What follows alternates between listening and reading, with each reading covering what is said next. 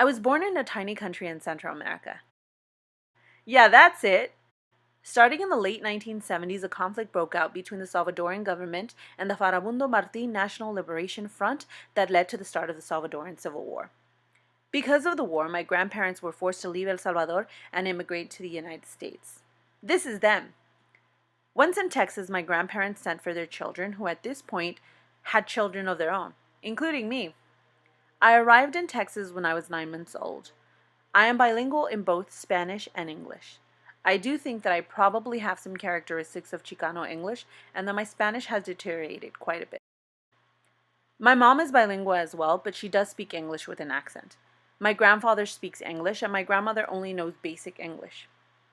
My aunts and uncles all speak English at different levels. At this point, only about half of my family actually speak Spanish.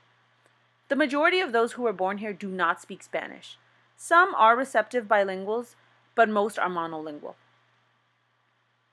I do think that because I was raised in San Antonio, my Spanish has been highly influenced by Mexican Spanish. Those of us in my family who are bilingual do code switch, but we're granted a bit of cultural capital from the elders in the family because we do speak Spanish. Needless to say, I am the favorite. Although Spanish was technically my first language, I would actually classify myself as more of a simultaneous bilingual because by the time I first attended school, I already spoke English. In my family, instead of tú, we use vos as a second person singular pronoun. But this is probably the only thing that could differentiate me from someone who speaks Mexican Spanish.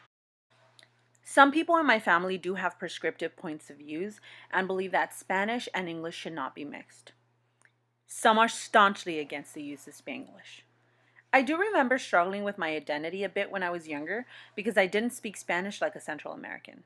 I was told I sounded either like a Mexican or told I was becoming too American. I remember this one time I couldn't remember how to say hammock in Spanish, and one of my uncles berated me for it. It was obvious he was trying to say something about my identity. The word I was looking for was hamaca. So close. So close. Hashtag bilingual problems. I think the majority of my family has kind of gotten over the whole you must speak Spanish in order to be considered Latino thing. And while I agree with this sentiment, I do think that if I were to ever have children of my own, I'd like for them to speak Spanish.